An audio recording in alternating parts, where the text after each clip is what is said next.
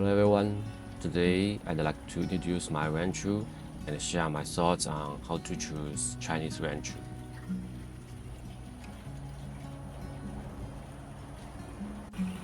His name is Pluto, a male. He is the most interactive fish in the tank. He is very brave. After just 3 weeks of training, he could eat food from my hand. When he has nothing to do, he likes to stay near the water surface. When he first entered the tank, he bumped another goldfish against the side of the tank, which is why I named him Pluto.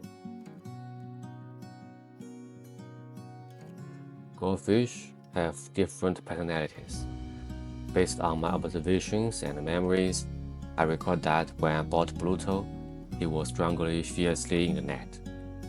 So, following his example, I chose another fish, Spicy Girl, a female. I also planned to let her mate with Pluto to have babies.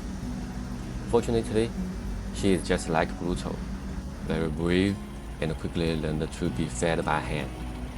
Pluto and the Spicy Girl are typical Chinese Ranchu, with round bellies that match their backs, wide backs, large skeletons, and well-developed wing.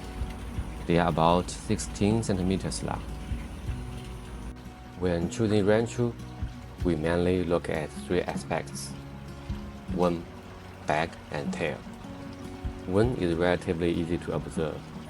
You can choose based on your preference. The only suggestion I have is that goldfish have both pupils and whites of their eyes.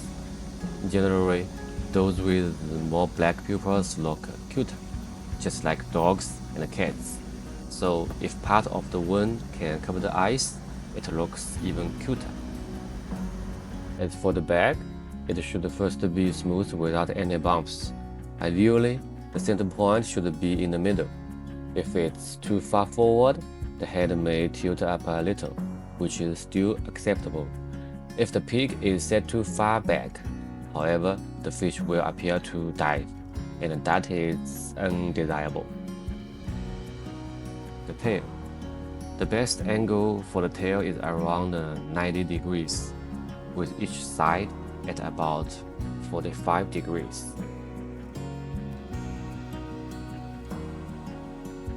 Next, I will introduce Small Eyes, whose wing is so well developed that it covers a lot of his eyes, which is why he is called Small Eyes.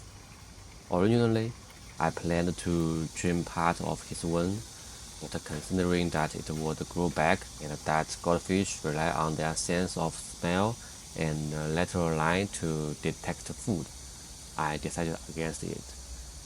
He has a yuanbao body shape, similar to the Thai Ranchu. It was very popular a few years ago, but now, considering that this body shape can affect swimming posture, it has become less popular.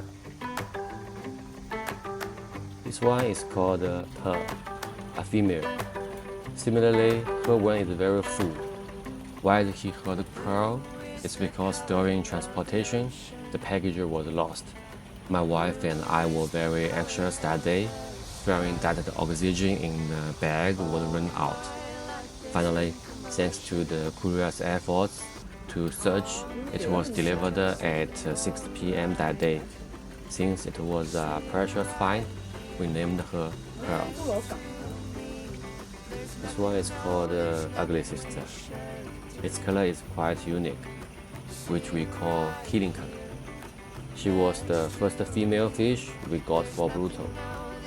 In China, people tend to prefer buying male fish because after artificial spawning, female fish may have a certain probability of having unstable swimming balance.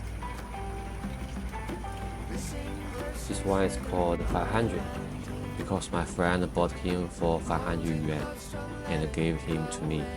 Obviously, he was cheated.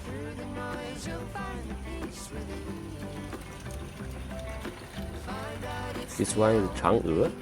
He is the fish that Pluto bumped into when he first entered the tank. He and Peak come from the same fish farm.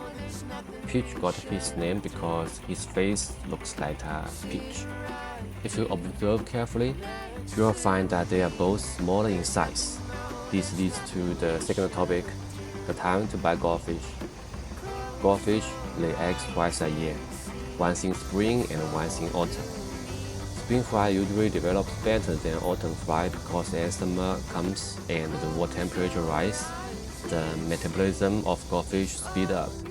By increasing the feeding frequency, the fry can grow very quickly. In contrast, autumn fry, due to the drop in water temperature as winter approaches, will have a slower growth rate.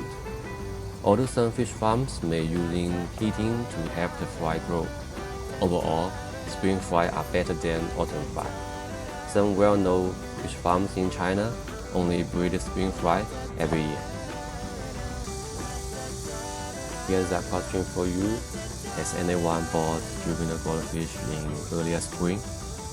In China, you can see small fish for sale in pet markets as early as the end of February. These fish are often very cheap, but tend to grow very slowly. Upon closer consideration, these fish might actually be the fry from last autumn, and they haven't been raised under heated conditions.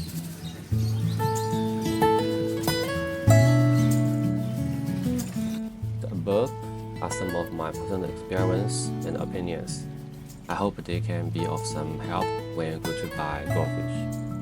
We will talk about stunted fish and whether stunted fish can continue to grow in the next episode. If you could like and subscribe, I would be very grateful. Thank you for watching today's video. See you next time.